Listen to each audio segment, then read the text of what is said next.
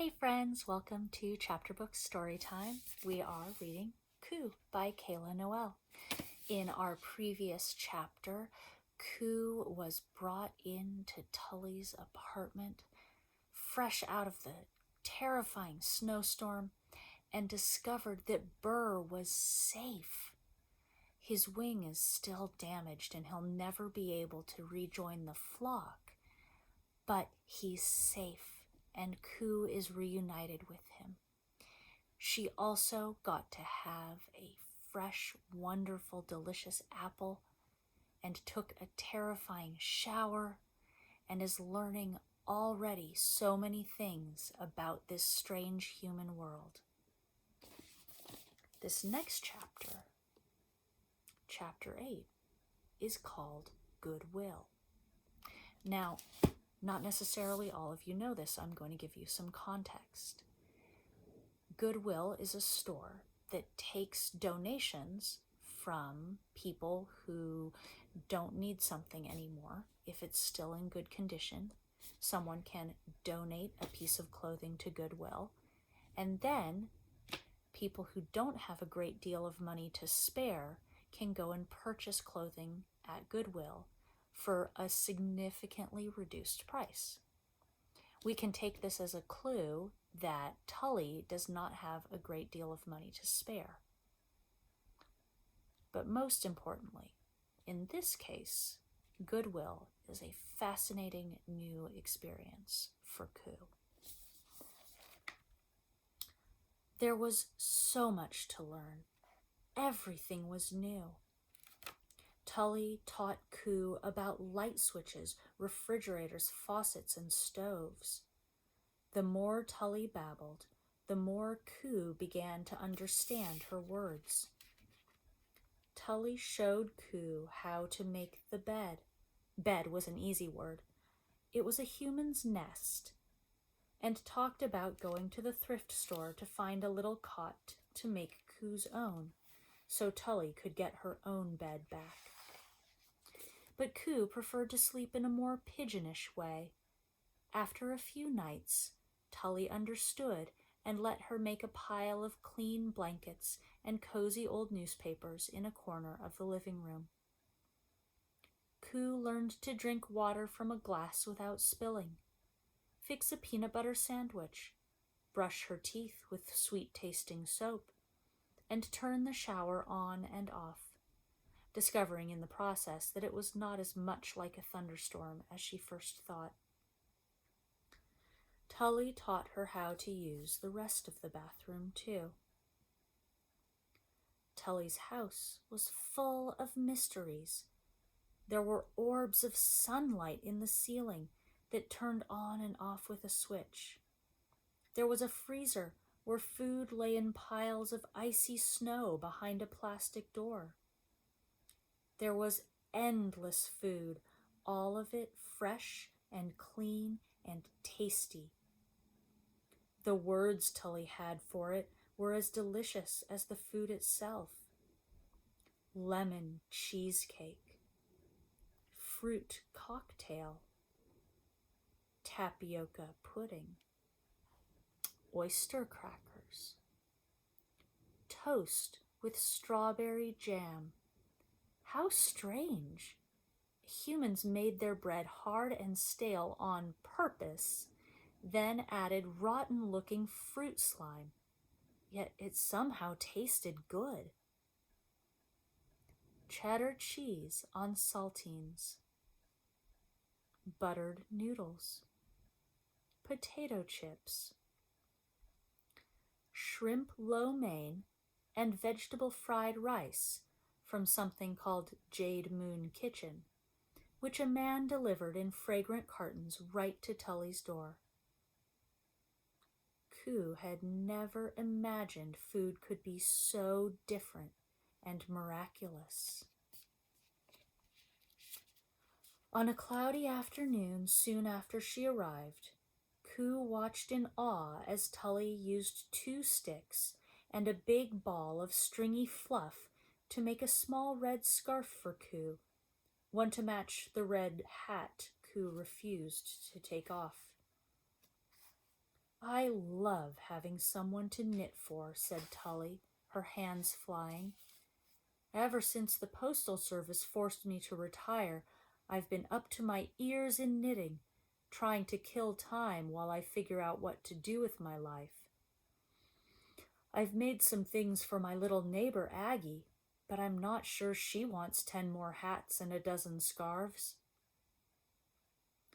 Burr was sitting on Coo's shoulder, and she reached out to touch his sling. He had many different ones, and Tully changed them almost every day.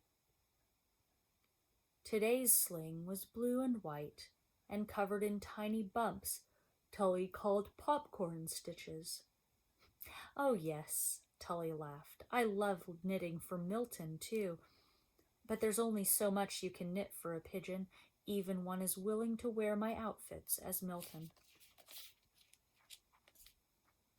A few mornings later, Coo woke up and found Tully frowning. The blizzard was a wonderful excuse to avoid taking you anywhere, but I have a long to-do list now, including getting you to a doctor, I think. You're terribly thin. She sighed and shook her head. But first, some shopping. I can't knit all of your clothes, and you need a winter coat. We're going to Goodwill. Luckily, it's right around the corner. Tully pulled 2 matching pink objects with flat bottoms off a shelf. Temporary shoes, said Tully. I found these in the free pile in the laundry room a few days ago. They look almost your size. And here's the smallest pair of socks I own. Clumsily, Coo rolled the socks over her rough, wild feet. Tully ripped open the tops of the shoes. They made a gnashing sound, and Coo jumped. And Coo pushed in one foot, and then the other. It felt like stuffing them into a stale bagel. Sneakers, Tully said slowly. See? Now you can walk and not get cold or hurt. Less slippery, too. Coo wiggled her toes. Her feet were strange and tamed, and standing felt like floating. It was odd to be outside again. Tully had bundled her in several layers of 2 big sweaters, and for the first time ever she was walking around in winter without feeling cold. The air was fresh and familiar and felt good to breathe. Goodwill turned out to be a squat little brick building a short walk from Tully's house. Coo gasped at what was in the big glass windows. Humans? Frozen humans? They stared straight ahead, very still. Their eyes didn't blink. She pointed, then hid behind Tully. Oh, mannequins, said Tully. To show clothes. Weird looking, right? Coo soon forgot about the frozen people. There was so much else to look at inside Goodwill. It was like Tully's house, if Tully's house was huge and cluttered with tons of things. Piles and piles of fabric everywhere. Worn-looking pieces of furniture, many cups and spoons and plates, all jumbled in groups together on long metal shelves. Coo sniffed. Goodwill had an unusual smell, too, a bit like very old, damp newspapers. Coo wondered how many humans lived in this place. She looked around, but there was only one other woman wandering among the heaps of stuff. Tully nudged Coo toward a tall rack of cloth in the back. These are the kids' clothes, said Tully. Purple, pink, green, gray. There were sparkles and puffy things called pom-poms and shirts with words and pictures on them like cartoons. There was shiny fabric and soft, dull fabric and very rough, heavy fabric, too. What do you want, Coo? Asked Tully. Pick some things out. Coo couldn't. It was too overwhelming. She plopped down on the fuzzy brown floor and stared at her shoes. It's okay, love, Tully said gently. I'll pick for you. While Coo watched, Tully scrutinized the different pieces of clothing. Sometimes she made Coo stand and held them up against her body. Finally, when there was a big, colorful pile in Tully's arms, they went to the front of the store where someone helped Tully put them in a bag. Coo sat down in a big brown chair and watched. Then Tully beckoned her, and they went past the frozen people and out the door. On the way back home from Goodwill, Coo stopped suddenly. Limping down the sidewalk ahead of her, between the snowdrifts and frozen slush puddles and litter, was a small white pigeon. Hurt you? Coo asked, dropping to a crouch. As soon as the pigeon was at eye level, she saw the piece of glass embedded in her foot. Speak you? The pigeon gasped. How? Oh dear, Tully groaned. Not another hurt bird. Not right now. Learned from my flock, me, Coo said to the pigeon. Fix your foot, me. Let me you? Too shocked to resist, the pigeon let Coo take her foot. Coo carefully plucked out the glass and dropped it down a crack in the sidewalk. All done, me, said Coo. Heel now, you. My goodness, Coo, good job, Tully said. Now hurry up and say goodbye to the... A sudden rush of pigeons drowned out Tully's voice. Others had heard Coo speak, and now they crowded her, asking her questions. Speak you! How you? Unfamiliar birds landed on Coo's shoulders and swooped around her head. Learned from my flock, me, she said. From the strange flock she is, said a dappled gray bird. Roof flock east. Heard of a human there, said another pigeon. Didn't believe it, me. Food you. Several pigeons at once started asking about food. Get us food? Coo stood up slowly. Coo, dear, you were very kind and helped the poor pigeon. Now come along, Tully said, shifting the big sack from Goodwill and grabbing Coo's hand. She dropped her voice to a whisper. People are starting to stare. Coo looked up to see dozens of wary humans standing on the sidewalk and peeking out of nearby shop windows, staring at her and the clusters of circling pigeons. Go now, me, Coo said to them. Bye-bye. She couldn't even see the injured bird anymore. There were so many pigeons. Hooting questions, they followed for a full block as Tully hurried her along. Pigeon words tumbled around in Coo's mind as they walked up the steps to Tully's building and into the hallway. Meeting the unfamiliar flock made her suddenly miss her own.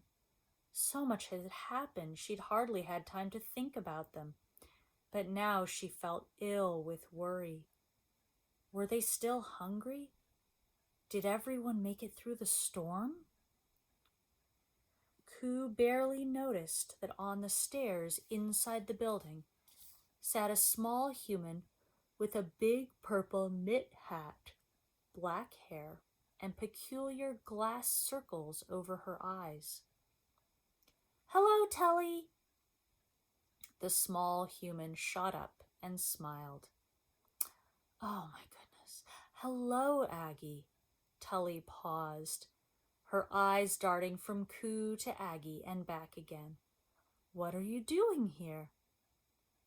"Waiting for Octavia to come down. We're supposed to pick up some stuff for dinner at Food Bazaar." "How nice. Well, tell your sister hello from me." A look of confusion passed over the girl's face as Tully opened her door and pushed Coo through. "Thank you again for my hat, Tully," Aggie called. "It's so toasty." Coo peered around Tully and back at Aggie, who looked at her curiously. "I'm so glad to hear that. Speak soon." Tully shut the door and then leaned against it, eyes closed. Coo stared at her. Burr hopped down the hallway and stuck his head into the Goodwill bag. "I'm sorry, Coo," Tully said, sighing and opening her eyes. "I still haven't figured out what I'm going to tell people about you, and it makes me nervous. This is just all so complicated. At least you have proper clothes. Now I need to figure out how to get you to a doctor." And that is the end of our chapter for this video. Our next chapter, chapter 9, is called Pigeons Leave, Flock Stays. I will see you later. Bye.